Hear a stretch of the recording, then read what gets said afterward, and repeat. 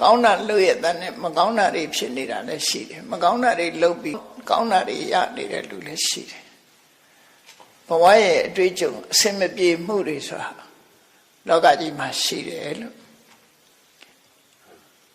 အရာရာဟာကံနဲ့တင်သက်ဆိုင်တာမဟုတ်ဘဲနဲ့ဘဝဝင်ချင်းအခြေအနေရရနဲ့လည်းသက်ဆိုင်တယ်လို့ပြောကောင်းတဲ့ကံမကောင်းတဲ့ကံလို့ကံတရားကိုရွတ်စွနေခြင်းဟာနေရာတိုင်းမှာတော့မမှန်ဘူးပေါ့မမှန်တတ်ဘူးအဲ့ဒါလို့ကံတရားကိုရွတ်စွနေခြင်းကြောင့်ကံတရားပေါ်မှာကောင်းတာလုပ်ရတဲ့နဲ့ကောင်းတာမဖြစ်ဘူးမကောင်းတာတွေဖြစ်ရင်ကံတရားပေါ်မှာယုံကြည်မှုလျော့ပါသွားတယ်မကောင်းတာတွေလုပ်ပြီးကောင်းတာတွေတွေ့ပြီးတော့လည်းပဲကံတရားပေါ်မှာယုံကြည်မှုတွေလျော့ပါသွားကံဆိုတာအကြောင်းတစ်ခုအနေနဲ့သာမြတ်စွာဘုရားဟောတာဖြစ်တယ်ဘဝဆိုတာကိုကံကဖန်တီးတယ်ဆိုတာမှန်တယ်ဘုရားရဲ့ဟောပြောချက်အရဘဝတစ်ခုရလာတာဟာအခြေခံအကြောင်းတရားကတော့ကံပဲဖြစ်တယ်သို့တော့ကံတစ်ခုတည်းလားလို့ဆိုတော့မဟုတ်ဘူးကံနဲ့တွဲဖက်ပြီးတော့ကိလေသာတွေကဘဝတစ်ခုကိုဥဆောင်ဖန်တီးသွားတာပဲဖြစ်တယ်ပေါ့ကိလေသာတွေရဲ့ဥဆောင်မှုဘဝတစ်ခုရလာဖို့ကိုကြည့်ရမယ်ဆိုလို့ရှိရင်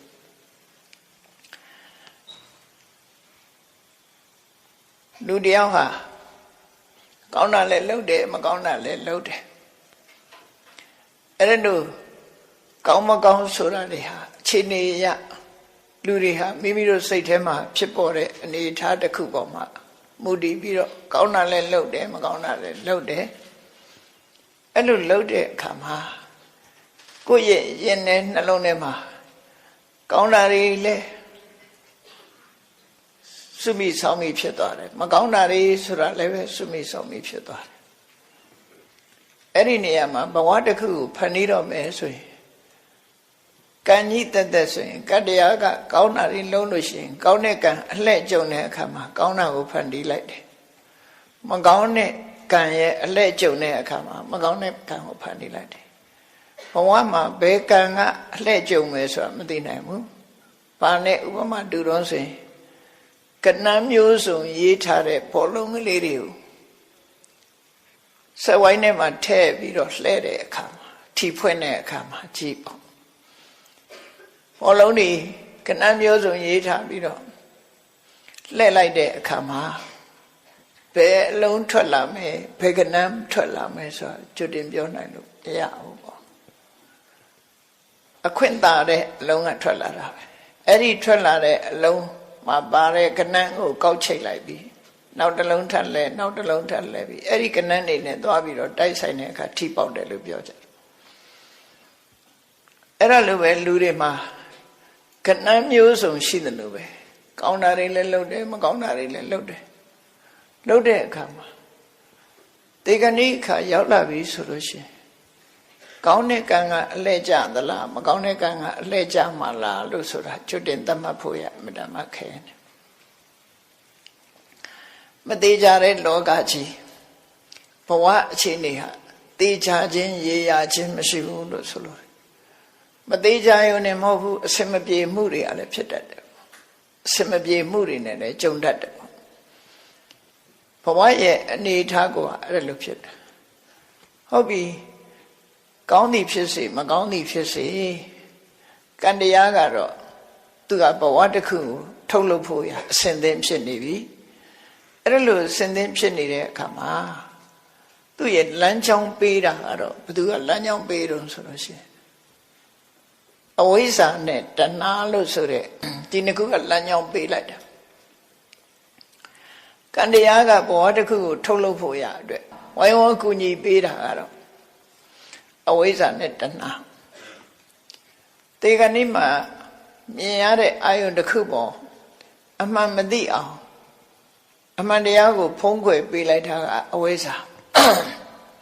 ဖုံးကွယ်ပေးလိုက်တဲ့အခါမှာအဲ့ဒီဖုံးကွယ်ပေးလိုက်တဲ့အမှန်ကိုမမြင်ရလို့အကောင်းထင်မိသွားပြီးတွေ့တာကတဏှာအဝိဇ္ဇာကြောင့်အမှန်မသိလိုက်ဘူး တဏှာကြောင့်တွေ့မိတွေ့ရတွေ့လိုက်တယ်ကောင်းတယ်လို့ထင်လိုက်တယ်ဥပမာမယ်ငရဲကြမဲ့လူတယောက်ကိုဒီကနေ့အချိန်မှာမိတော့ကြီးတွေကိုမြင်နေတယ်မိတော့ကြီးတွေကိုသူ့ရဲ့စိတ်ထဲမှာရွှေတောင်ကြီးကိုနေအောင်ဟတ်နေတယ်လို့ထင်ရွှေတောင်ကြီးတော့တွေ့ပြီလို့စိတ်ထဲမှာအောင်းမိတယ်တကယ်ကတော့မိတော့ကြီးကိုမြင်တာရွှေတောင်ကြီးတွေ့ပြီလို့ဆိုတဲ့အခါမှာလူတွေရဲ့စိတ်သဘာဝအရာရွှေဆိုတော့လိုချင်တာပေါ့လိုချင်တဲ့စိတ်ကဝင်လာတယ်အဲ့ဒီအချိန်မှာကံကနေတွန်းချလိုက်တဲ့အခါမှာရွှေတောင်ဆိုတဲ့သူထင်တဲ့စီရောက်သွားတော့တကယ်တွေ့လိုက်တဲ့အခါကျတော့မိတော့ကြီးဖြစ်နေမိတော့ကြီးဖြစ်ပြီးမိလောင်ခံရပြီပေါ့အဲ့ကြတော့နောက်ဆုံးလို့မရတော့ဘူးမိတော့ကြီးဖြစ်ပြီးရွှေတောင်လို့ထင်ပြီးတော့လိုချင်စိတ်လေးဖြစ်လိုက်တဲ့အချိန်လေးမှာကံကနေတွန်းပို့လိုက်တယ်အဲ့တော့ငရဲမီးတဲ့ငရဲမီးငရဲတဲ့ကြပြီးငရဲမီးလောင်ကျွမ်းမှုကိုခံနေရတယ်ပေါ့ဒီလိုဆိုလို့တယ်ပေါ့နော်အဝိဇ္ဇာကအမှန်တရားကိုဖုံးလွှမ်းနေဆိုတာမိထောက်နဲ့ရွှေရောင်ကစင်စင်တူတာကိုတူတော့သူကမိထောက်ဆိုတဲ့သဘာဝကိုရွှေရောင်နဲ့အလဲလှဲလှုပ်ပေးလိုက်တယ်လို့ဖြစ်သွားအဲ့ဒီမှာလိုချင်တဲ့ကဖြစ်သွားဘဝတစ်ခုပို့တယ်ဆိုတာအဲ့ဒီပုံစံနဲ့ပို့တာအဝိဇ္ဇာရဲ့လှည့်စားမှုတဏှာရဲ့တွေ့တာမှုတွေအပေါ်မှာကံတရားကတွန်းပို့လိုက်တာအဲ့ဒါကိုအဘိဓမ္မထသင်္ဃဟကျမ်းမှာဒီအဘိဓမ္မသင်တဲ့ပုဂ္ဂိုလ်တွေဘဝတစ်ခုကုရနဲ့ပတ်သက်ပြီးရေးထားတာအဝိဇ္ဇာပရိခိတ်တေနတဏှာနုတယမူလကေနသင်္ခအဝိဇ္ဇာပရိခိတ်တေဝိတ္တယအဝိဇ္ဇာနုတယပရိခိတ်တေဟိတဏှာနုတယမူလကေဟိသင်္ခါရေဟိစနိယမနံဆိုဘဝကုပုံတွေကိုပြောထားတာရှင်းရှင်းလေးပဲတခြားကျမ်းနေမှာလည်းပဲအဲ့လိုပြောတာနော်အဝိဇ္ဇာကအမှန်မမြင်အောင်ဖုံးပေးတယ်တဏှာကအမှန်မမြင်သည့်အတွက်ကြောင့်အကောင်းထင်သွားတယ်အဲ့ဒီအချိန်မှာကံကနေပြီးတွန်းပို့လိုက်တာရောက်သွားရောဘဝတစ်ခုတည်းလို့ဆိုလို့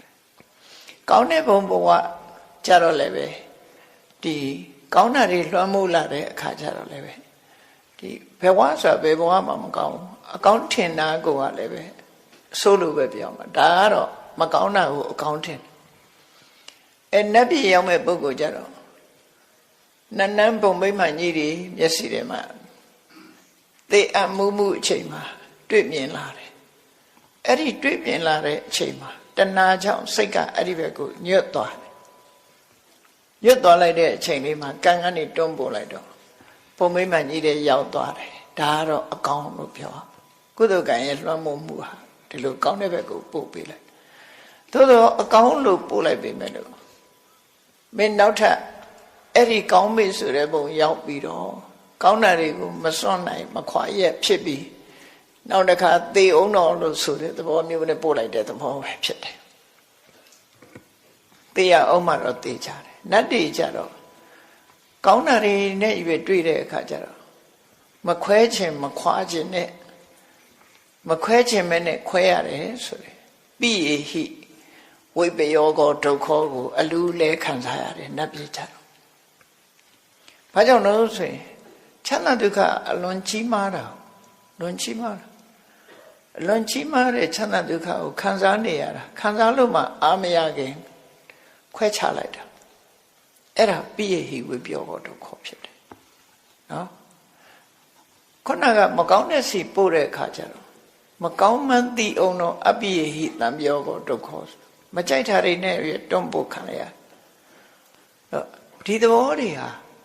ကံနဲ့ကိလေသာပေါင်းစပ်ပြီးတော့ဘဝတစ်ခုဖန်တီးနေတယ်ဆိုတာမြတ်ဗုဒ္ဓရဲ့အဆုံးအမမှာအဲ့ဒါလိုသဘောပေါက်အဲ့ဒါဘယ်သူနဲ့ပတ်သက်လဲလို့ဆိုရင်ဘယ်သူမပြုတ်မိမိမှုကိုယ့်ရဲ့အလေးအကျင့်တိုင်းဒီအာယုန်နေဒီ ဒီထင်ဟပ်မှုတွေစိတ်ညွတ်မှုတွေကကိုယ့်ရဲ့အလေးချင်းနဲ့သက်ဆိုင်ကိုယ့်ရဲ့အလေးချင်းမှုတွေနဲ့သက်ဆိုင်အဲ့ဒါတွေနဲ့စိတ်ညွတ်ရာဖြစ်သွားတတ်တယ်ပေါ့ပုရုဇဉ်ဆိုတာအမှန်တမ်းမသေးချာမရေရဘူးလို့ပြောတယ်ပုရုဇဉ်ဘဝဆိုတာမသေးချာမရေရတဲ့အနေအထားမျိုးဒါကြောင့်မို့ဝိနိပါဒဓမ္မောတဲ့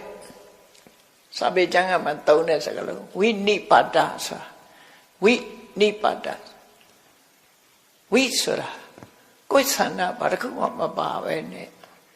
ကိုဖြစ်ချင်တာမဟုတ်ဘဲနဲ့နိပါဒ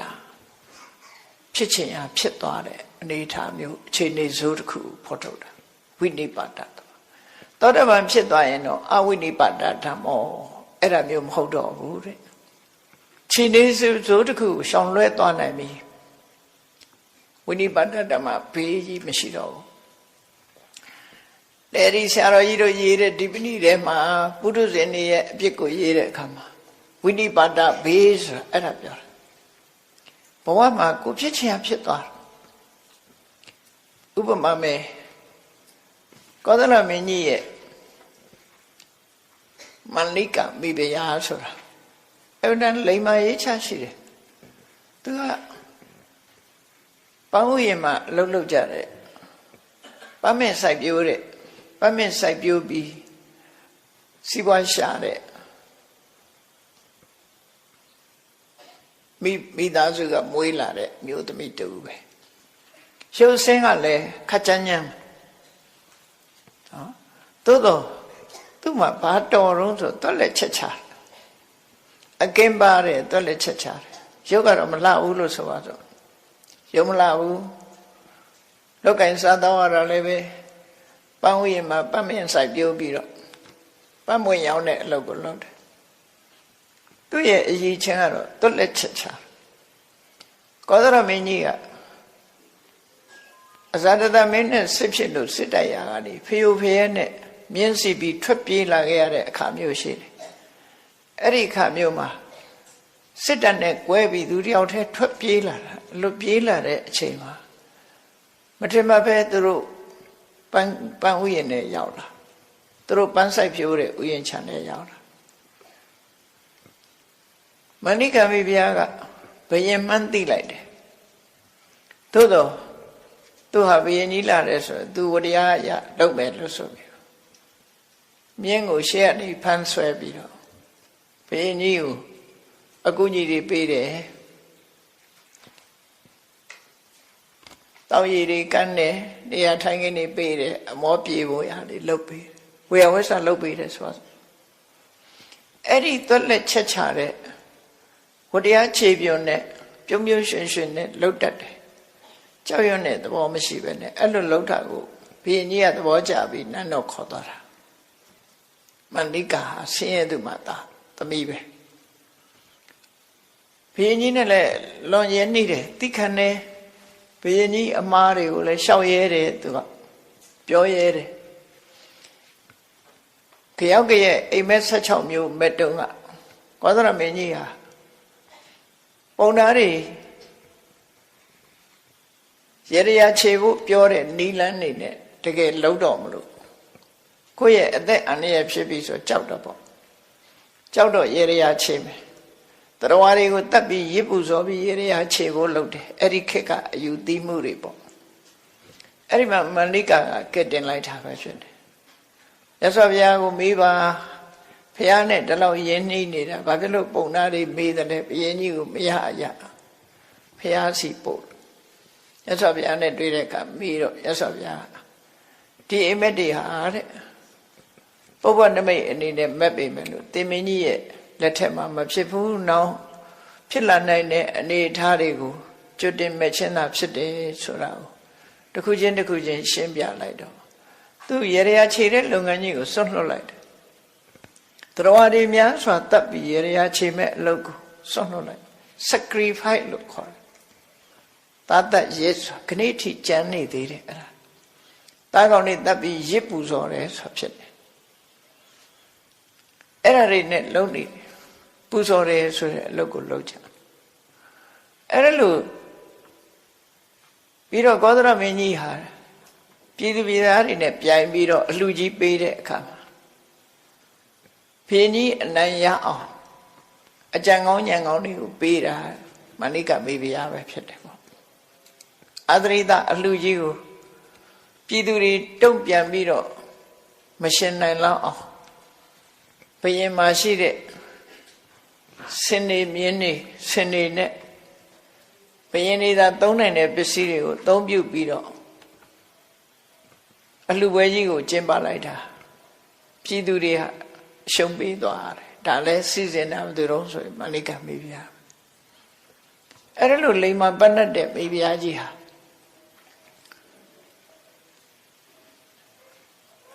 အမှားတစ်ခုသူကျွလွင့်မှုပြီးတော့ဘုရင်ကြီးကိုလှည့်စားခဲ့တယ်အဲ့ဒါအတွက်သူကယူကြုံမရစိတ်မကောင်းဖြစ်ပြီးတည်သွားတဲ့အခါကျတော့အဲ့ဒါကြီးကစိတ်ကိုလွှမ်းမိုးနေတယ်အဲ့ဒီနှလုံးမသားရမှုလို့ဆိုတဲ့သူကသူအရှက်ရတဲ့အလုပ်ကိစ္စကြီးတစ်ခုကိုသူလုံးမိတာအကြောင်းမို့လို့နောင်တကြီးစွာရပြီးအဲ့ဒီစိတ်နဲ့ပဲတည်ဆုံးသွားတဲ့အခါမှာစိတ်နှလုံးကဒီမရှင်လန်းမနဲ့တည်သွားတဲ့အခါမှာအဝိဇ္ဇငရဲကျသွားသေးတယ်သို့တော့သူလုပ်တဲ့အကုသိုလ်ဟာပရိသေကျိုးပေးဖို့အခွင့်သာသွားပြီမဲ့လို့သူ့ရဲ့အရှိန်ဝါကတိတ်ပြီးတော့မကြည့်ဘူးကောင်းတာတွေလှုပ်ထားတဲ့အရှိန်ဝါတွေကအများကြီးဒါကြောင့်မို့ကုသိုလ်ကံတွေကနောက်ကျသွားသည့်အတွက်ကြောင့်အဲ့ဒီအကုသိုလ်ရဲ့လွှမ်းမိုးမှုကြောင့်သူဝိဇ္ဇငရဲကျသွားတယ်သို့တော့လူအသက်လူအကြီးအတွက်နဲ့တွက်လိုက်ရင်တပတ်ဖယ်ကြတယ်တပတ်လဲပြည့်ရောကံဆိုတာအရှိန်ကုန်သွားရင်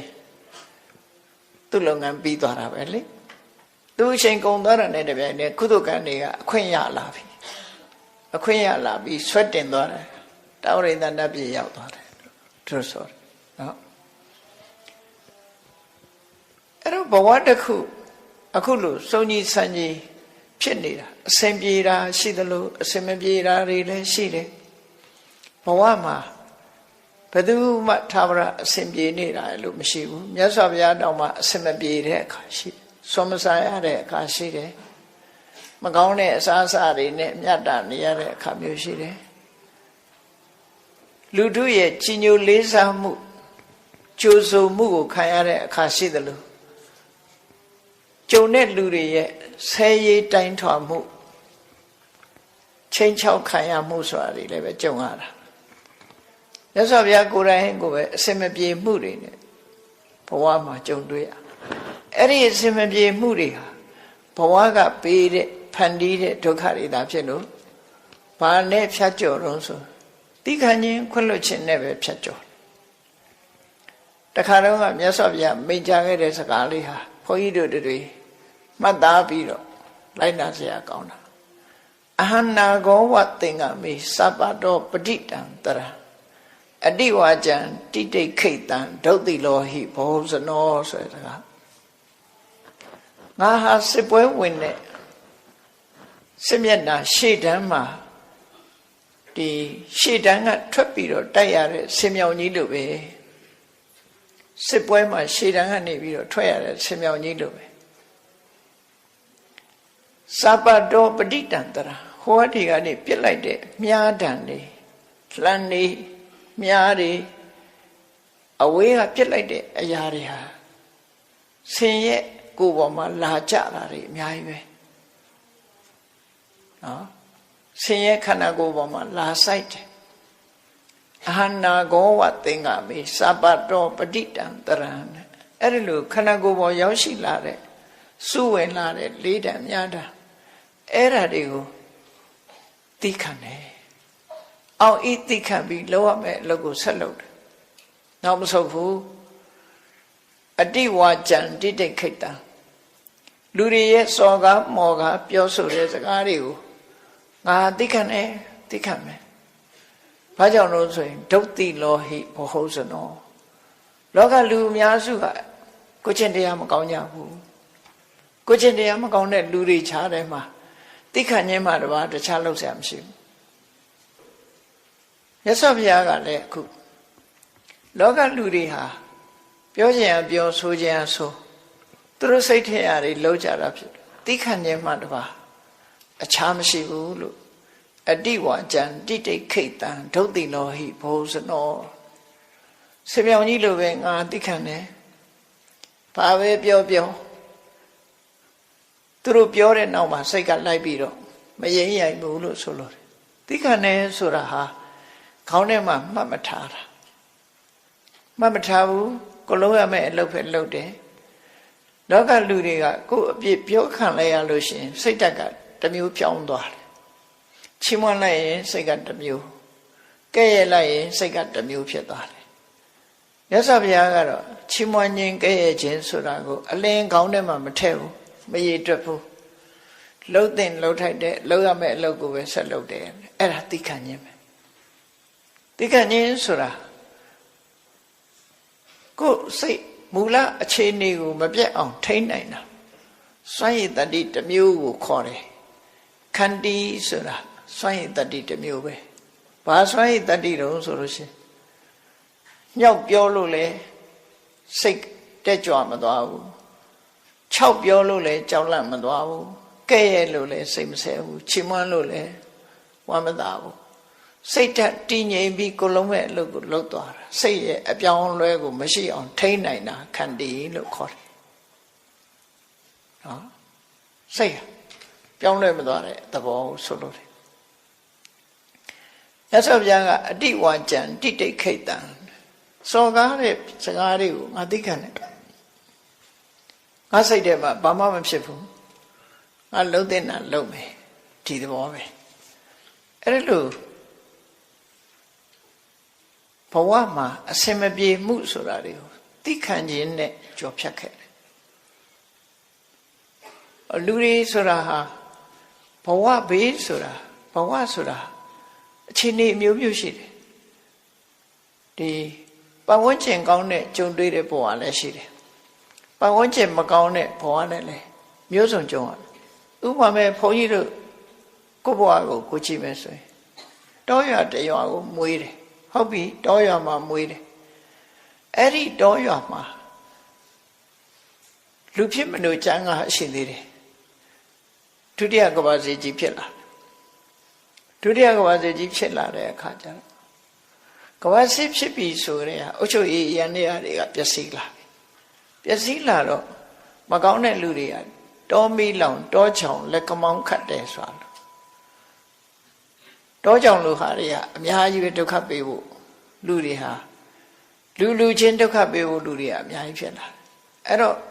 အိတ်ကောင်းခြင်းမအေးရဘူးငယ်ငယ်တွေကပုံအေးရတယ်နော်ကိုယ်အိမ်မောကိုအေးရတာမဟုတ်ဘူးယမယံခါနွားထားတဲ့ပဲမောစင်မောပုံအေးရတယ်ကောက်ရိုးထားတဲ့အပေါ်မှာပုံအေးရတယ်လေကားနဲ့ထောင်တက်ပြီးတော့အဲ့ဒီပေါ်မှာပုံအေးရတယ်အဲ့တော့ကိုယ်တယောက်တည်းတော့မဟုတ်ဘူးပေါ့မိဘတွေနဲ့ပုံချောင်းဆိုးခြင်းလို့လည်းမဆိုရဘူးအတန်တိတ်ပြီးတော့လူကိုဖျောက်ပြီးတော့နေကြတာမထင်မှတ်တဲ့နေရာတွေမှာအဲ့ရခါမျိုးတွေရှိနောက်တစ်ခါကောင်းကင်ယံကလေရင်နေဘုံကျဲတယ်အဝေးကနေလှမ်းပစ်တဲ့အမြောက်ကြီးတွေဘာတွေလဲကြာလာတတိုင်းတိုင်းအဲ့ဒီထဲမှာမီးလောင်လို့ပါသွားတာတွေလည်းရှိတယ်မြို့ထဲရွာထဲမှာမနေရတဲ့အခါတောထဲထွက်ပြီးတော့လုံုံမဲ့ထင်တဲ့နေရာပုံရရတာတောထဲမှာမွေးမကြောက်ဖားမကြောက်အဲ့ဒီမှာတောထဲမှာပုံအိပ်ရတဲ့အခါမျိုးတွေလည်းရှိခဲ့တယ်အဲ့ဒါတွေကိုကံလို့ဆိုပြီးတော့ပြောလို့လည်းမရဘူးဘဝတစ်ခုရလာပြီဆိုရင်အဆင်ပြေတဲ့အခါရှိတယ်အဆင်မပြေတဲ့အခါရှိတယ်လို့ကိုဖြစ်တဲ့အချိန်ကာလကကာလဝိပတ္တိလို့ဆိုရင်ကုသကံရှိအောင်တော့အကျိုးမပေးနိုင်ဘူးနော်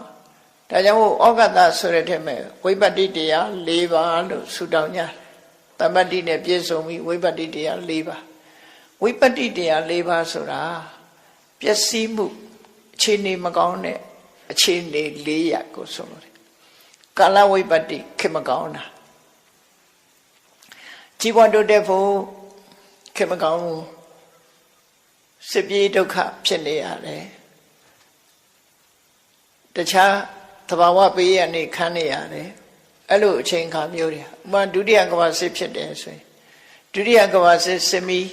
အတောက်ခံရတဲ့နေရာတွေဆိုလို့ရှိရင်ဘုံကျဲလို့ကိုနေရကိုမနေနိုင်ဘူးဘုံကျဲတဲ့ထဲသေးတယ်လူသေးထွက်ပြေးတယ်လူပြေးအဲ့ဒါလို့ကစင်ကလျာဖြစ်နေတဲ့အချိန်ဟာကာလဝိပတ္တိလို့ခေါ်တယ်ကာလဝိပတ္တိအချိန်မှာကုသကံမကဲနိုင်ဘူး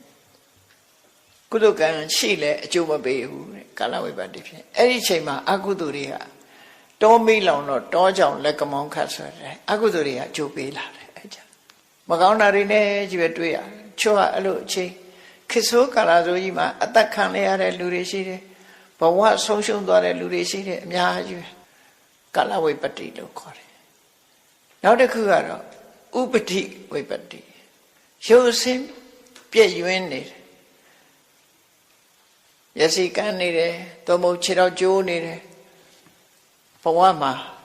မပြည့်မစုံတစ်ခုဖြစ်လာတယ်ဆိုရင်ဥပတိဝိပတ္တိလို့သူဟာဘယင်းသားဖြစ်ပေမဲ့လို့မျက်စိတစ်ဖက်ကန်းနေရင်မင်းမဖြစ်တော့ဒီလိုဆိုလိုတာပေါ့နော်လက်ကျိုးခြေကျိုးဖြစ်နေလေသူ့ကိုဘယ်သူမှမင်းမမြောက်တော့ဘူးအဲ့ဒါဥပတိဝိပတ္တိဘယင်းသားဖြစ်နေပေမဲ့လို့ကံတရားကဘယင်းဖြစ်အောင်လုပ်မပေးနိုင်တော့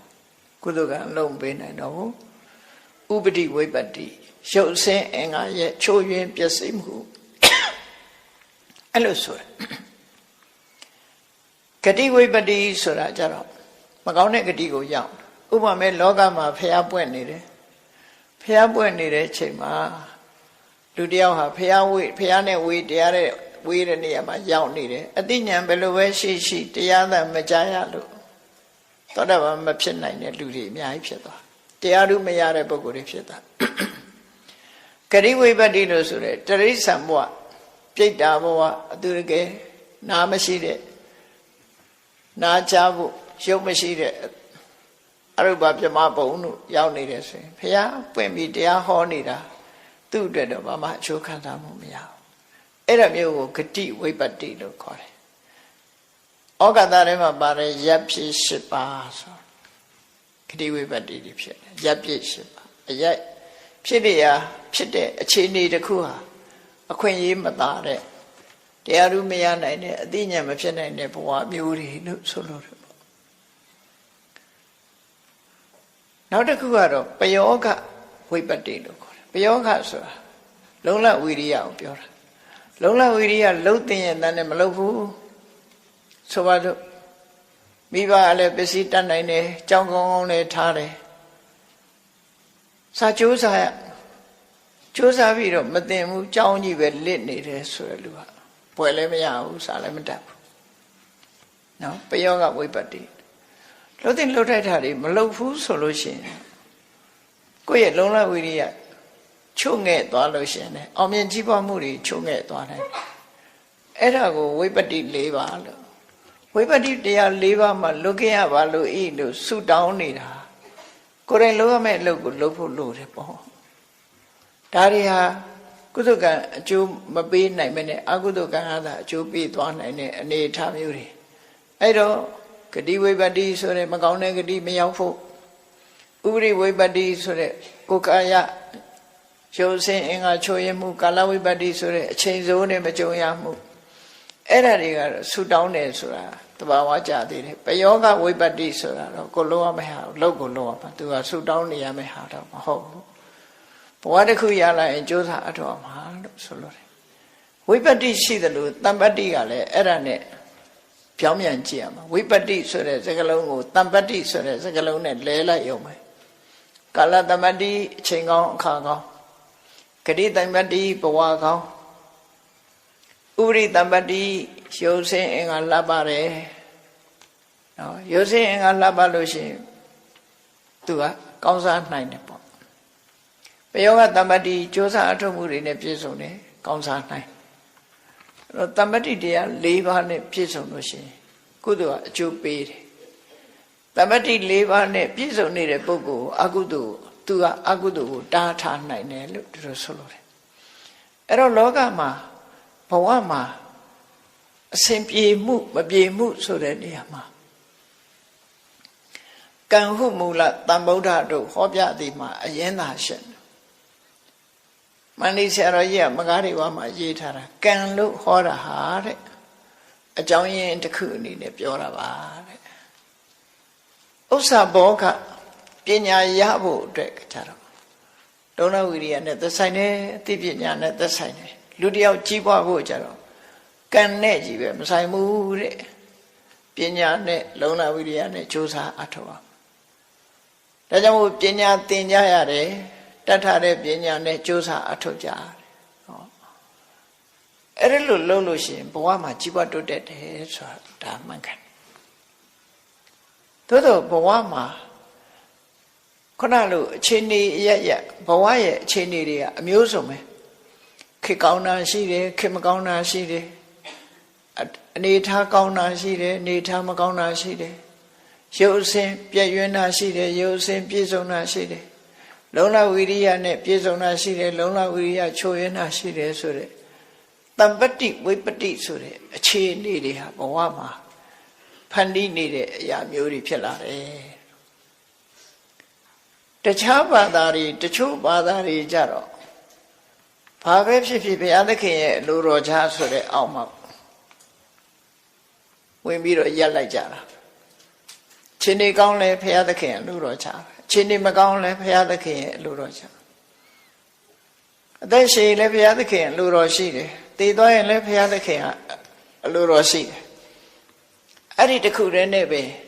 ဖြည့်ရှင်းတယ်မြတ်ဗုဒ္ဓရဲ့ဆုံးမမှာတော့အဲ့ဒါကိုအကြောင်းတစ်ခုအနေနဲ့ထည့်ပြီးမဖြည့်ရှင်းဘူးကံနဲ့တမ္ပတိဝိပတိဆိုတဲ့အခြေအနေတွေနဲ့သာဖြည့်ရှင်းတာဖြစ်တယ်ပေါ့လူတွေနဲ့သက်ဆိုင်ပြီးလူတွေလုံးလို့ရတယ်လို့သူတို့ဆိုလို့တယ်ကျင့်တတ်เสียကောင်းတာဘာလို့ဆိုရင်ကိုယ့်ကိုတယောက်ယောက်ကလာပြီးတော့ဖန်တီးကြကိုခန်းနေရတယ်ဆိုတဲ့ဘဝဟာကျင့်တတ်เสียတော့မကောင်းကိုအားကိုပြီးကိုကြိုက်တဲ့ပုံစံကိုလုံးလို့ရတယ်ဆိုတာကျင့်တတ်တယ်ခဏခေတ်မှာဘာသာတရားတွေကိုစွန့်ပယ်ပြီး free thinker ဆိုပြီးတော့လုပ်နေကြတာရှင်းလေကိုဘဝကိုဖန်တီးတာပဲတခါကလေးလူငယ်လူရွယ်တွေနဲ့တွေ့တဲ့အခါသူပြောတယ်သူက free thinker အေးဟုတ်တယ် free thinker ဆိုတာမင်းဒါဟာဘုရားဘာသာဟာလေ free thinker ပဲပေါ့ဘာလဲမှဆက်ဆက်တွေးတာမဟုတ်ဘူးကိုလို့ရင်ကိုရတယ်ကိုမလို့ရင်မရဘူးကိုနဲ့ပဲပတ်သက်တယ်တခြားအဟံဓာတ်တွေနဲ့ဆက်ဆက်ပြီးတွေးတာမရှိဘူးမြတ်စွာဘုရားရဲ့အဆုံးအမဆိုတာဟာလည်းပဲလှုပ်တဲ့လှုပ်ထိုက်တာနဲ့မလှုပ်တဲ့မလှုပ်ထိုက်တာဒီနှစ်ခုပဲပြောတာကျန်တာကိုလုံးအမှားတွေရှိပဲကောအဲ့တော့ free thinker ဆိုတာတကယ်ပြောလိုက်မယ်ဆိုလို့ရှိရင်ဘုရားဘာသာတွေဟာ free thinker တွေပဲဘာကြောင့်လဲဆိုရင် God ဆိုတဲ့ creator ကြီးနဲ့ဆက်ဆက်ပြီးတော့ဘဝကိုတွေးတောတာမဟုတ်ဘူးကိုယ်အသိကိုယ်လုံလဝိရိယနဲ့လက်တွေ့အခြေအနေတစ်ခုနဲ့ဆက်ဆက်ပြီးတော့ကိုယ်ဘဝကိုဖန်တီးတာဖြစ်တယ်ဘုရားရဲ့အဆုံးအမကိုယူထားပြီးတော့ကိုယ်ဘဝကိုဖန်တီးကြတာဖြစ်လို့ free thinker လို့သူတို့ပြောနော် free thinker တကယ်ကိုလွတ်လပ်တဲ့အတွေးခေါ်တွေနဲ့တွေးခေါ်တယ်တချို့ကတော့ free ဆိုတာကိုတမျိုးအထိပ်ပဲယူကောင်းယူလိုက်မယ်ကိုလှုပ်ချင်အောင်လှုပ်တယ်ပြောချင်အောင်ပြောတယ်ဆိုတာ free လို့ထင်တယ်လှုပ်ချင်အောင်လှုပ်တယ်ပြောချင်အောင်ပြောတယ်ဆိုတာဟာတော့အနည်းရရှိတယ်ပေါ့လှုပ်တဲ့နာလှုပ်မှပြောတဲ့နာပြောမှလှုပ်တဲ့နဲ့မလှုပ်တဲ့မှုဆိုတာကိုယ့်အကိုတွေးတော့ဆင်ခြင်ရမှာဖြစ်တယ်ကိုယ့်အကိုသိရမှာဖြစ်တယ်အဲ့ဒါထိအောင်မသိဘူး free ဆိုတာတော့အယူပဲပေါ့ကောင်းတာအဆိုးတာကိုမသိတော့ဘူးနော်လှုပ်တဲ့နာနဲ့မလှုပ်တဲ့နာကိုမသိတော့ဘူးဆိုရင်တော့ဒီလူကတော့ crazy ပဲနော်အယူဘွားရောက်သွားရင်ဒီတိုင်းပဲဖြစ်တာပဲလေယူသွားပြီဆိုရင်တော့လှုပ်တဲ့နာလည်းမသိဘူးမလှုပ်တဲ့နာလည်းမသိဘူးသူလှုပ်ချင်တာပဲလှုပ်ပြောချင်တာပဲပြောမယ်အဲ့ဒါကြတော့စိတ်လွတ်သွားတဲ့ free မျိုးဖြစ်တယ်ပေါ့အဲ့လိုမဟုတ်ဘဲနဲ့ဖန်ဆင်းရှင်ဆိုတာတွေရဲ့တခြားပြောဆိုမှုတွေအကန့်အသတ်တွေအနှောင်ဖွဲ့တွေကိုဖယ်ရှားပြီးတော့ကိုယ့်ရဲ့ဘဝမှာကိုကြီးပွားဖို့ရအတွက်လွတ်လပ်စွာတွေးခေါ်ပြုလုပ်ဆောင်ရွက်တယ်ဆိုရင်တော့ မှန်ကန်တဲ့တွေးခေါ်မှုလမ်းကြောင်းနဲ့သွားတယ်ဆိုရင်တော့ဒါဗုဒ္ဓဘာသာရဲ့တွေးခေါ်ပဲလို့အဲ့တော့ဒီကနေ့ဒီ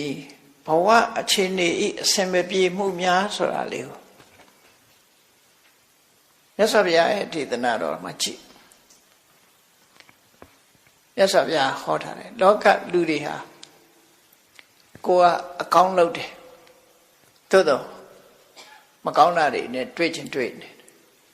ကိုယ်ကမကောင်းတာတွေလုပ်တယ်သို့တော့ကောင်းတာတွေနဲ့တွေ့ချင်းတွေ့နေ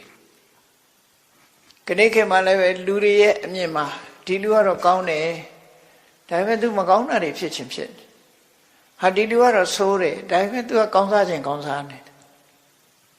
အဲ့လိုအခြေအနေမျိုးတွေဟာဘဝအခြေအနေတစ်ခုရဲ့အစင်မပြေမှုများတွေပဲဖြစ်တယ်ပေါ့အဲ့ဒီအစင်မပြေမှုတွေနဲ့ပတ်သက်ပြီးတော့မြတ်စွာဘုရားကဘယ်လိုရှင်းပြလဲဒါလေးကိုမှတ်သားဖို့တော့လိုတယ်ပေါ့မြတ်စွာဘုရားရှင်းပြဖို့ပါပောပိပတ္တိပါပံပါပောပိပတ္တိဗတ္ထရံအေးမကောင်းတဲ့လူကလည်းတစ်ခါတစ်ခါအကောင်းတွေ့နေတတ်တယ်ပါပောပိလူယုံမှာပင်ဖြစ်ပါစေပတ္တိဗတ္ထရံအကောင်းနဲ့ကြုံတွေ့ရတယ်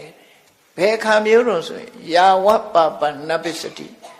သူ့ရဲ့ဆိုးဝါးတဲ့လောက်ရတွေအကျိုးမပေးသေးဘူးဆိုရင်တဲ့အရာခတ်သိမ်းဟာသူကဘယ်အရာပဲဖြစ်ဖြစ်ခုလို့ခုဖြစ်တာမဟုတ်ဘူးငရုတ်သီးတာအခုစားအခုဆက်တယ်ကံကြတော့အခုရေတွင်တူးရင်အခုရေကြီးတောင်းအောင်မှာမဟုတ်ဘူးနော်တစ်ပင်ကအခုဆိုင်အခုသီးမှာမဟုတ်ဘူးကံဆိုတာလည်းပဲအဲ့တိုင်းပဲငရုတ်သီးလို့အခုလို့အခုဆက်မဲ့ဆိုရင်ဘယ်သူမှမလုပ်ရဲပါဘူးနော်ငရုတ်သီးကတော့အခုစားအခုဆက်မှသိချတယ်စက်တဲ့ငရုတ်သီးပေါ့အဲ့ဒီမှာယာဝပပနပစ္စတိအစိုးတရားတွေကအကျိုးကိုမထုတ်လို့သေးဘူးဆိုလို့ရှိရင်နဲ့ပါပောပိဆိုးရုပ်တဲ့ပုဂ္ဂိုလ်ပင်ဖြစ်ပါစေပတ္တိဗတ္ထရံအကောင်းနဲ့ကြုံတွေ့နေရတတ်တယ်ဒါလောကသဘာဝရဲ့အစင်မပြေမှုမကောင်းတဲ့လူကလည်းအကောင်းတွေကိုတွေ့နေဘာကြောင့်မကောင်းတဲ့လူဟာအကောင်းနဲ့တွေ့တော့ဆိုသူ့ရဲ့လုပ်ရက်တွေကအကျိုးမပေါ်သေးဘူးယဉ်ဤမြုံနှံထားတော့မှရှိသေးတယ်ဒီလိုဆိုလို့ရပေါ့နော်မထွက်လာသေးဘူးအခုလုပ်တဲ့လုပ်ရက်တွေကမထွက်လာသေးဘူးတစ်ချိန်တုန်းကလှုပ်ထားတဲ့အကောင်းတွေရဲ့အကျိုးကိုသူခံစားနေရတယ်လို့ဒီလိုဆိုလို့ရပေါ့နော်တစ်ချိန်တုန်းကလှုပ်ခဲ့တဲ့အကောင်းတရားတွေအတွက်သူခံစားနေရတယ်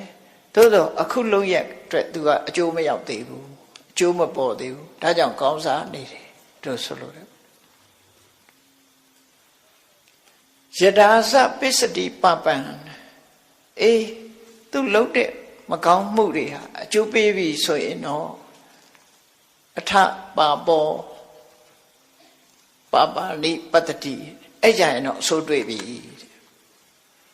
အကျိုးသက်ရောက်လာပြီဆိုဆိုးတွေ့ပြီဥပမာမဲ့ချိုအေးနေတဲ့အရက်ထဲမှာစိတ်လေးခတ်ထားတယ်သို့တော့စိတ်ခတ်ထားမှမသိလို့အရက်ချိုလေးကိုတောက်တယ်ကောင်းတယ်တောက်လို့လည်းကောင်းတယ်ချိုးတယ်အေးတယ်မှုေးတယ်ပေါ့သို့တော့စိတ်ကတဲ့အကျိုးပေးပြီဆိုတဲ့အခါကျဒုက္ခဖြစ်လာအစိတ်ကမသိနေဘူးဆိုတဲ့အချိန်မှာကောင်းနေသေးတယ်အကုသိုလ်မှုဆိုတာလည်းအဲ့တိုင်းပါပဲတဲ့အကျိုးသက်ရောက်မှုမရှိသေးဘူးဆိုရင်တော့သူကောင်းစားနေအောင်မှာပဲအကျိုးသက်ရောက်ပြီဆိုတဲ့အခါကျမှအဆိုးတွေ့ပြီဒီလိုဆိုတယ်ထို့တူပဲဘဝမှာအစင်မပြေမှုတွေအပါတွေတော့ဆိုဘတ်ဒရောပိပတ္တိပပံလူတော်လူကောင်းကလည်းအဆိုးတွေ့ခြင်းတွေ့နေတယ်တဲ့လူတော်လူကောင်းဖြစ်ပေမဲ့လို့မကောင်းစားအဆိုးတွေနဲ့ကြုံရင်ကြုံနေတတ်တယ်ဘယ်ခါတော့ဆိုယာဝဗတ္ထရဏနပစ္စတိသူလုပ်တဲ့အကောင်းတွေဟာအကျိုးမပေါ်သေးဘူးဆိုရင်သူလည်းတခဏတာအတွင်းမှာတော့အဆိုးနဲ့တွေ့နေဥမှာပဲယဒါစပစ္စတိဗတ္ထရံ အေးအကောင်းတွေကအကျိုးထုတ်လုပ်ပြီးဆိုတဲ့အခါမှာတဲ့အထဘဒ္ဒရောဗဒ္ဒရာနိပတ္တိကောင်းတဲ့လူဟာကောင်းကျိုးတွေကိုရတော့မှာပါကောင်းတာတွေကိုတွေ့ရတော့မှာပါလို့သူတို့ဆိုတယ်ဒါကံကြမ္မာရဲ့သဘောတရားကိုမြတ်စွာဘုရားဘဝအခြေအနေတွေရဲ့အစင်မပြေမှုတွေဟာအခိုက်အတန့်အပြင်ရှိတယ်ဆိုတာကိုပြောတာနော်ရှိတယ်လို့ပြောတာဘာကြောင့်ရှိတာတော့ဆိုရင်ကောင်းတဲ့လုပ်ရကအကျိုးမပေးသေးလို့မကောင်းတဲ့လုပ်ရကအကျိုးမပေးသေးလို့အခိုက်အတန့်အတွင်းမှာကိုယ့်ရဲ့ယဉ်ဤမြုံနယ်မှုတွေကအကျိုးမပေါ်သေးလို့ခိုက်တန်လေးမှာအကြက်တဲတွေကြုံတတ်တယ်လို့ဒီလိုသဘောမျိုးဆိုလိုတာပဲဖြစ်တယ်အဲ့ဒါဒီမြတ်စွာဘုရားရဲ့တရားဒေသနာတော့ဆင်ញင်ကြည့်ကြဖို့လိုအပ်တယ်ပေါ့ဘာနဲ့ပတ်သက်ပြီးတော့ဟောရတော့ဆိုစေရွန်ကျောင်းတကာကြီးအနာရဘိန်တထေးနဲ့ပတ်သက်ပြီးဟောတာစေရွန်ကျောင်းတကာကြီးကတာဝတိမြို့ကသုမနတထေးရဲ့သားပဲမိဘကကြွယ်ဝချမ်းသာတယ်ပိဋကစာပေမှာရှာတွေးမယ်ဆိုရင်သူတို့ဟာညီကိုနှစ်ယောက်လို့ပြောအောင်သူထတ္တနဲ့သူဖုတိအနာရဘိန်ရဲ့နာမည်ကသူထတ္တသူ့ရဲ့ညီကသူဖုတိသူထတ္တနဲ့သူဖုတိဆိုပြီးတော့တထေးသားနှစ်ယောက်သူထတ္တဆိုတာငယ်စဉ်ကတည်းကအလှူဒန်းဝါဒနာပါတယ်ဘုရားဘာသာမဖြစ်ခင်ကတည်းကသူစိတ်ရင်းစေတနာရင်းကလူတွေကိုကူညီခြင်းနဲ့ကူညီတာပေးတယ်ဒါကြောင့်သူဟာစီးပွားဥစ္စာကိုလည်းစူးစမ်းရှာတယ်ဘလို့စီးပွားလုပ်တာတော့ဆိုရင်အယောင်းဝယ်လုပ်တယ်စိုက်ပျိုးရေးလုပ်တယ်နွားမွေးတယ်ဆိုရင်မွေးမြူရေးလုပ်တယ်နွားမွေးတယ်စိုက်ပျိုးတယ်အဲ့သူ့ရဲ့စီးပွားရေးပဲအဲ့ဒါနဲ့မိဘဘွားကလေးကသူကကြွယ်ဝချမ်းသာတယ်ကိုယ်ရောင်းကိုယ်ဝယ်ထွက်တယ်ရာဇဂိုဘက်ကိုသွားပြီးအယောင်းဝယ်လုပ်တယ်ရလာတဲ့အကျိုးမြတ်တွေကနေပြီးတော့တာဝတိမြို့မှာဆင်းရဲသားတွေကိုတမင်ကျွေးမွေးတယ်ဒါကြောင့်သူ့ကိုအနာထပိဏိကအနာထဆိုတာအာကိုရမဲ့တဲ့ပုဂ္ဂိုလ်တွေကိုပိဏိကဆိုတာအစားအစာကျွေးမွေးသူလို့အဓိပ္ပာယ်ရတယ်နေ့စဉ်သူကချက်ပြုတ်ပြီးတော့လာသမျှလူတွေကိုကျွေးမွေးဒီကုသိုလ်ကောင်းမှုသူလုပ်တယ်ရာဇဂိုမြို့သွားရင်ကနေပြီးမြတ်စွာဘုရားနဲ့သွားဆုံပြီးသွားတယ်ရာဇဂိုတထေးနဲ့သူတည်းကအမတန်ရင်းနှီးတဲ့တငယ်ချင်းနောက်ပိုင်းကျတော့ရာဇဂိုတထေးရဲ့နှမနဲ့သူနဲ့အိမ်အောင်ကြတယ်ရာဇဂိုတထေးကလည်းသူ့နှမနဲ့အိမ်အောင်ကြတယ်အပြန်အလှန်သမီးရောက်ဖတ်တော်ကြတယ်သူတို့ယဉ်နှီးမှုအဲ့ဒီလိုကနေပြီးတော့ရာဇဂိုတထေးအိမ်ရောက်တဲ့အခိုက်မှာဖျားပွင့်နေတယ်ဆိုတဲ့သတင်းကိုကြားရတဲ့အခါသူကိုယ်တိုင်သွားတွေ့ပြီးမြတ်စွာဘုရားကိုတရားနာလိုက်တဲ့အခါမှာသောတာပန်ဖြစ်သွားတယ်အဲ့ဒီကနေပြီးမြတ်စွာဘုရားကိုတာဝတိမြို့ကြွဖို့ပင့်လာခဲ့တာဖြစ်တယ်45ယူဇနာကွာဝေးတဲ့ရာဇဂိုမြို့ကနေပြီးတော့မြောက်ပိုင်းဖြစ်တဲ့တာဝတိမြို့ကိုမြတ်စွာဘုရားပင့်တယ်စေတဥယျာဉ်ကြီးကိုအတဗျာထင်းကားတွေကိုအစွမ်းချင်းထိပြီးတော့ခင်းပြီးတော့စေတမင်းသားပိုင်တဲ့ဥယျာဉ်ကိုဝဲတယ်စေတမင်းသားကမယောင်းချင်လို့ဒီဈေးကိုပြောလိုက်တာသို့တော့စေတမင်းသားဟာတရားရုံးရောက်တဲ့အခါကျတော့မေမသစ္စာလူမဂတိဆိုတဲ့အတိုင်းဂတိတီးရတယ်သူတို့ခေတ်ကသူပြောလိုက်တာကစေတော်ဥယျာဉ်ကြီးကိုရောက်မလားလို့သွားပေးတဲ့အခါကျတော့စေတမင်းသားပြောလိုက်တာရွှေတင်ကားတွေပြည့်ခင်းရင်တော့ရောက်မယ်ဆိုတဲ့စကားပြောလိုက်တာနော်ရွှေတင်ကားတွေခင်းပြီးဝယ်ရင်ရောက်မှာမဝယ်နိုင်ဘူးလို့သူကထင်ပြီးပြောလိုက်တာခိုးလူကတကယ်ခင်းတော့တာရွှေတင်ကားတွေကိုအစွန်းချင်းထိပြီးတော့ခင်းလိုက်တာရွှေတင်ကား18ကလေးကုန်သွားတယ်အဲ့ဒီလိုလုပ်တော့ဟိုကမျက်လုံးပြူလာပြီရောင်းလိုက်ရတယ်နောက်ဆုံးမှာရောင်းလိုက်တယ်18ကလေးကုန်သွားတယ်ကျောင်းဆောက်တယ်18ကလေးကုန်တယ်ကျောင်းလွတ်ပူဇော်ပွဲကြီးကျင်းပါတယ်18ကလေးကုန်သွားတယ် အဲ့ဒီလိုဝေချေတနာမြောက်များစွာဥစ္စာတွေကိုစွန့်လုပ်ပြီးတော့နာရဝိတ္ထေကြီးဟာရဲရောနဲ့ဒါနကောင်းမှုတွေကိုလုပ်တယ်မြတ်စွာဘုရားစေတော်ကျောင်းမှာတရင်သုံးတဲ့အချိန်ဆိုလို့ရှိရင်တနေ့ကို3ခေါက်ကျောင်းရောက်တယ်မနေ့သွားရင်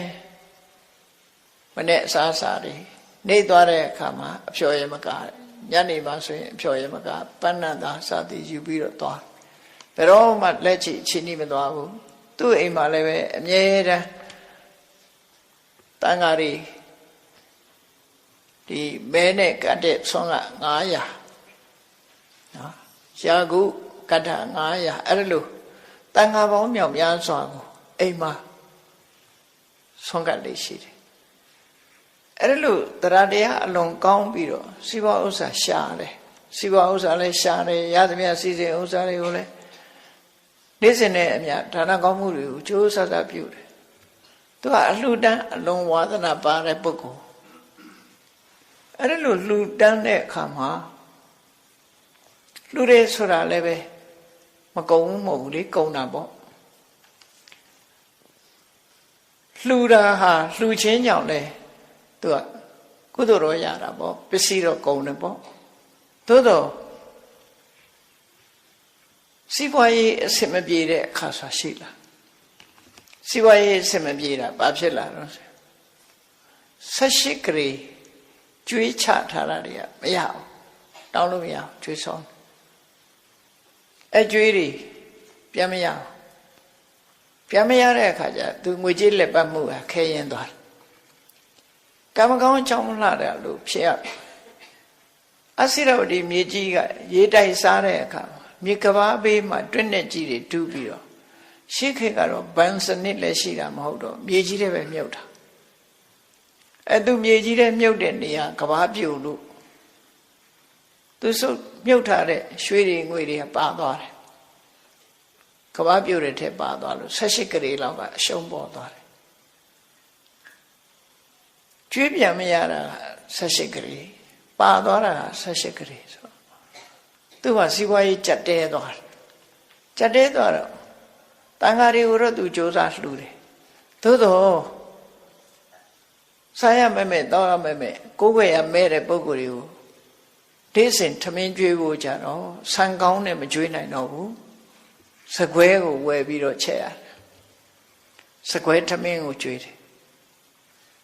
မြတ်စွာဘုရားစီအဲ့ဒီလိုအခြေအနေကြုံတဲ့အချိန်မှာမြတ်စွာဘုရားစီရောက်သွားတော့မြတ်စွာဘုရားကဒါနကောင်းမှုနဲ့ပတ်သက်ပြီးမေးတယ်အိမ်မှာအလှလူနိုင်သေးရလားလို့စီဝါရေးအခြေအနေမေးတော့တပည့်တော်လှတော့လှပါတယ်ဗျာဒါပေမဲ့လို့စိတ်တိုင်းမကြဘူးစကွဲထမင်းမယ်ကျွေးနိုင်ပါတယ်လို့ဆိုမြတ်စွာဘုရားကစိတ်ကသာအဓိကဖြစ်ပါတယ်ကောင်းတာဆိုတာအဓိကမဟုတ်ပါဘူးဆိုပြီးစိတ်ထားတက်ရင်မြတ်တယ်ဆိုတဲ့အကြောင်းဝေလာမသုတ်တံမှာမြတ်စွာဘုရားဝေလာမသုတ်တံကိုဟောတယ်ကောင်းတာဖြစ်စေမကောင်းတာဖြစ်စေများများဖြစ်စေနေပါတာပဲဖြစ်စေလှူတဲ့အခါမှာစိတ်စေတနာအဓိကကြတယ်ဆိုတာကိုဟောပြောပြီးတော့ဝေလာမသုတ်တံကိုဟောတယ်ငါဟာဝေလာမပုံနာဖြစ်တုန်းကဆိုလို့ရှိရင်တဲ့ငါအလှကိုလာရောက်ပြီးတော့စားသုံးကြတဲ့ပုဂ္ဂိုလ်တွေဟာတရဏဂုံတည်တဲ့လူတယောက်မှမပါဘူးတဲ့ငါးပါးသီလလုံတဲ့ပုဂ္ဂိုလ်တယောက်မှမပါဘူးတဲ့အဲ့ဒီလိုအခြေအနေမျိုးတွေမှာငါလှူခဲ့ရတယ်ပေါ့အခုဟာတထေးကြီးလှူရတဲ့အခြေအနေတွေဟာအမှန်တမ်းကောင်းတယ်ဆိုတဲ့အကြောင်းမြတ်စွာဘုရားအားပေးစကားဟောကြားတယ်ဝိလမတုတ်ကိုဟောလိုက်တယ်အဲ့ဒါနဲ့တော်တဲ့သူကစိတ်ချမ်းသာမှုရသွားတယ်စီးပွားရေးအဆင်မပြေတဲ့အခါမှာဘာနဲ့ကြုံရပြန်တော့ဆိုတထေးကြီးအိမ်မှာစတုထမြောက်တကားမုတ်မှာစောင့်နေဆိုတာအဲ့ဒီမှာ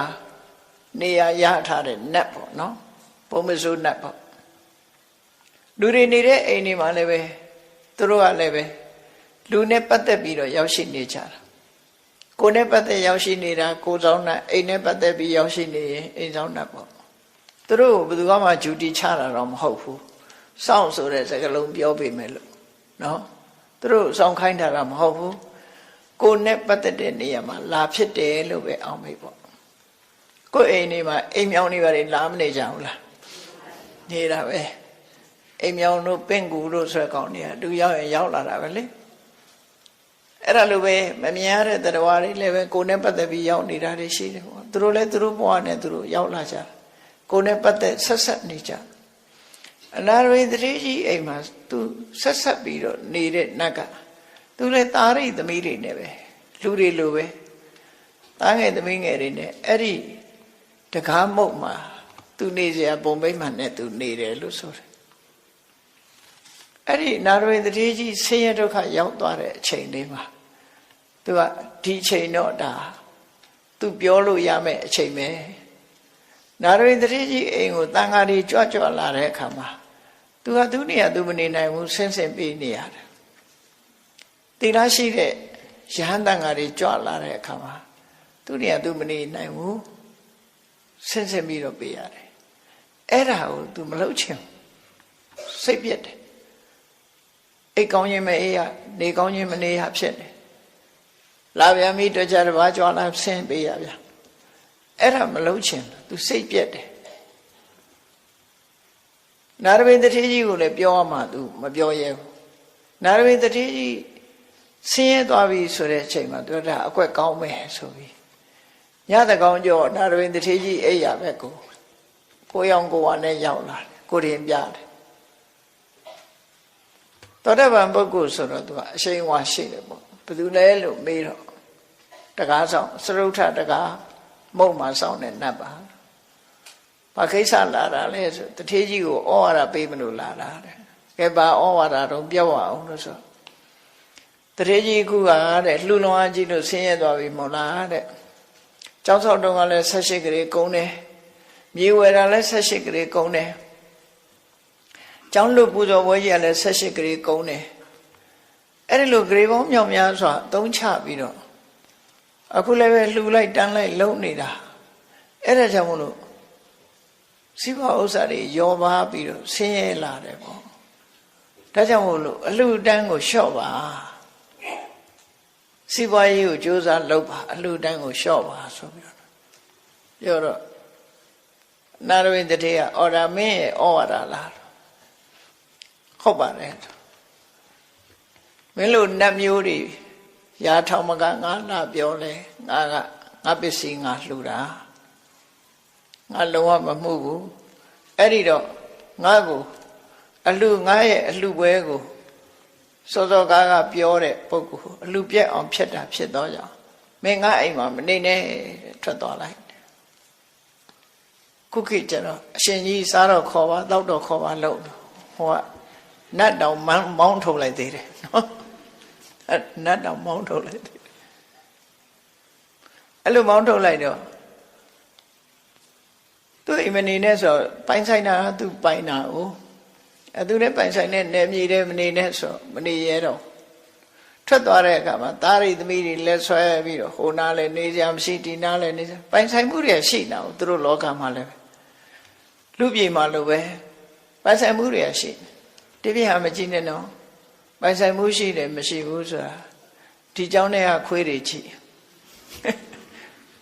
သူတို့ကလည်းသူတို့ပဲလာရင်ဟောင်းတယ်လေသူကလည်းသူ့နယ်လေးတွေနဲ့သူသတ်မှတ်နေကြတာသူတို့ဘယ်သူမှပိုင်စားပိတ်တာမဟုတ်ဘူးเจ้าလည်းကတ်နေကြတာချင်းတူတူပဲအောင်မဲအရှိချမ်းကကောင်ကနောက်ချမ်းကောင်လာရင်မောင်းထုတ်တယ်အနောက်ချမ်းကကောင်လည်းအရှိချမ်းကောင်မောင်းထုတ်တောင်ချမ်းကကောင်လည်းမောင်းထုတ်အဲ့ဒါအော်ထုတ်တာပဲမောင်းထုတ်တာသူ့နေရာနဲ့သူပိုင်စိုးနေကြတာအဲ့တော့တိရစ္ဆာန်တွေတောင်အဲ့လိုပိုင်စိုးတယ်ဆိုဘုံကံရှိတဲ့နတ်တွေလည်းပဲဒီလိုပဲသူကလည်းသူပိုင်တာရှိမှာပေါ့နော်အဲ့တော့နေကြမရှိတဲ့အခါကျတော့မျိုးဆောင်နတ်စီသွားချင်းကတ်တယ်မျိုးဆောင်နတ်စီသွားချင်းကတ်တော့မျိုးဆောင်နတ်ကမင်းလှုပ်တာလွန်တယ်တဲ့ငါလည်းမပြောရဲဘူးတဲ့ဆိုတော့နမင်းကြီး၄ပါးစိတ်သွားနမင်းကြီး၄ပါးလည်းမင်းလှုပ်ထားတာလွန်တယ်ငါလည်းမပြောရဲဘူးတရားမင်းကြီးသွားပြောတော့တရားမင်းကြီးကလည်းငါလည်းပြောလို့မရဘူးတဲ့အဲ့တော့ငါအကြံတစ်ခုတော့ပေးမယ်အဲ့တထေးကြီးမှာဆုံးနေတဲ့ငွေကြေး18ကလေးရှိတယ် အဲ့ဒါကိုတထေးကြီးရဲ့လူယုံတော်ဗန္ဒာဒိန်အသွင်ယူပြီးတော့ဆုံးနေတဲ့ဟာတွေအကုန်လိုက်ရှာလိုက်ပြီးတော့ပြန်တောင်းတယ်မင်းအဲ့ရွှေတွေငွေတွေရအောင်ပြန်လုပ်တယ်သူဆုံးနေတဲ့ဆက်ရှိကလေးကိုပြန်ရအောင်လုပ်ရေထဲမှာမျောပါသွားတဲ့သူမြုပ်နှံထားတဲ့ငွေတွေနဲ့မင်းအစွမ်းတတ္တိနဲ့ပြန်ရအောင်ကုန်လုပ်တယ်ပိုင်ရှင်မဲ့ဆက်ရှိကလေးလည်းရှိတယ်တဲ့အဲ့ဒီပိုင်ရှင်မဲ့ဆက်ရှိကလေးကိုလည်းပဲမင်းရအောင်လုပ်ပြီးတော့သူ့ရဲ့ဗန္ဒာကိုယ်တော်နေတဲ့ထည့်ပေးလိုက်လို့အဲ့ဒီလိုထည့်ပေးပြီးတော့သူဟာမိုက်မဲမိလို့အပြစ်ဒဏ်ကိုထမ်းရွက်ပြီးပါပြီသူမှားမိတာကိုသိခံခွင့်လွတ်ပါနေပြရစေပါလို့သူခွင့်တောင်းတယ်အဲ့ဒါဆိုရင်တော့မင်းကြည်အေးလိမ့်မယ်ပေါ့နော်အဲ့ကြည်အေးလိမ့်မယ်ဆိုတော့တရားမင်းကြီးကြံပေးတဲ့အတိုင်းပဲသူကဆုံးနေတဲ့ငွေတွေအကုန်လုံးရအောင်လုပ်တယ်ရေထဲပါသွားတဲ့ကဘာပြိုတဲ့ထဲပါသွားတာတွေကိုလည်းသူ့အစွမ်းတကူနဲ့ရအောင်လုပ်ပြီးတော့ခိုးတော်နဲ့ထည့်ပေးတယ်နောက်တစ်ခါပိုင်ရှင်မဲ့တွေဆက်ရှိကလေးကိုလည်းယူပြီးတော့ထည့်ပြီးတော့တထေးကြီးကပြန်ပြီးတော့ခိုးတော်နေရတနာတိုက်တွေကပြန်ပြီးတော့ပြေးသွားတယ်အဲ့ဒီနေညမှာသွားပြီးတော့တထေးကြီးစီသွားခွင့်ပန်းနေခွင့်တောင်းနေပေါ့သူဟာဆင်းရဲဒုက္ခရောက်နေတဲ့အကြောင်းဒါကြောင့်မလို့သူ့ကိုနေခွင့်ပြုပါလို့အဲ့ဒီမှာတန်လဲထမ်းပြီးပြီးသူ့ကိုနေခွင့်ပြုပါဆိုတထေးကြီးကခွင့်ပြုလိုက်ပြီးသူ့ကိုမြတ်စွာဘုရားအကြောင်းကိုလိုက်ခဲ့ဖို့ခေါ်သွားတယ်ခေါ်သွားပြီးမြတ်စွာဘုရားကိုကြိုးကြောင်လျှောက်တယ်လျှောက်တဲ့အခါမှာမြတ်စွာဘုရားခုနဟာကိုဟောတာဖြစ်တယ်နော်ပါဘောပိပတ္တိဗတ္တရယာဝပပနာပစ္စတိယရာစပစ္စတိပပအထပါဘောပပနိပတ္တိမကောင်းတဲ့လူတွေဟာမကောင်းတာတွေကမကောင်းတဲ့လူပင်ဖြစ်မကောင်းတဲ့လူတွေဟာမကောင်းတာကအကျိုးမပေးသေးဘူးဆိုရင်အကောင်းတွေ့နေတတ်သေးတယ်တဲ့မကောင်းတာတွေကအကျိုးပေးပြီဆိုရင်တော့မကောင်းတာပဲတွေ့ရလိမ့်မယ်ဗတ္တောပိပတ္တိပပယာဝဗတ္တရနာပစ္စတိယရာစပစ္စတိဗတ္တရအထဗတ္တောဗတ္တရာနိပတ္တိလူတော်လူကောင်းတွေဟာလည်းတစ်ခါတည်းအကျိုးမပေးသေးဘူးဆိုရင်အကောင်းကအကျိုးမပေးသေးရင်အဆိုးတွေ့နေတတ်သေးတယ်ဘဝဆိုတာစမပြေဖြစ်တတ်တယ်ဆိုတဲ့အကြောင်းကိုမြတ်စွာဘုရားဒီအဆုံးအမတရားအချုပ်အားဖြင့်ဆိုလို့ရှိရင်ကောင်းတာလုပ်ဖို့မကောင်းတာတွေကရှောင်ကျဉ်မှုကောင်းတာလုပ်တဲ့ပုဂ္ဂိုလ်ဟာအခိုက်အတန့်မှာမကောင်းတာတွေ့ပြီမဲ့လို့ရေရှည်ကြတော့ကောင်းတာတွေ့မှာပါမကောင်းတဲ့ပုဂ္ဂိုလ်တွေဟာတော့ရေရှည်ကြတော့မကောင်းကျိုးတွေကိုခံစားရမှာပါဆိုတဲ့ကမ္မနိယမသဘောတရားကိုရှင်းလင်းပြီးတော့မြတ်စွာဘုရားဟောကြားဆုံးမပေးလိုက်တဲ့အခါမှာအဲ့ဒီနတ်ဟာလည်းသောတာပန်ဖြစ်သွားတယ်ဒါကြောင့်မို့လို့ဘုန်းကြီးတို့တွေရဲ့ဘဝမှာလည်းပဲဘဝအခြေအနေရဲ့အစင်မပြေမှုတွေကြုံတဲ့အခါမှာမိမိတို့တတိတို့ဒေါနဝိရိယတို့သိပညာတို့နဲ့ဆင်ញင်သုံးသပ်ပြီးတော့အခြေအနေတစ်ခုအောင်ဤသိခံခြင်းကြောဖြတ်ခြင်းဖြစ်လာလဲဖြည့်ရှင်းကြရမှာဖြစ်တယ်ဆိုတာကိုကိုယ်စီမှတ်သားပြီးမြတ်ဗုဒ္ဓရဲ့အဆုံးအမတိုင်းဘဝအခြေအနေရဲ့အစင်မပြေမှုတွေကိုရင်ဆိုင်နိုင်အောင်ကြိုးစားအထောက်နိုင်ကြပါစေကုန်သတည်း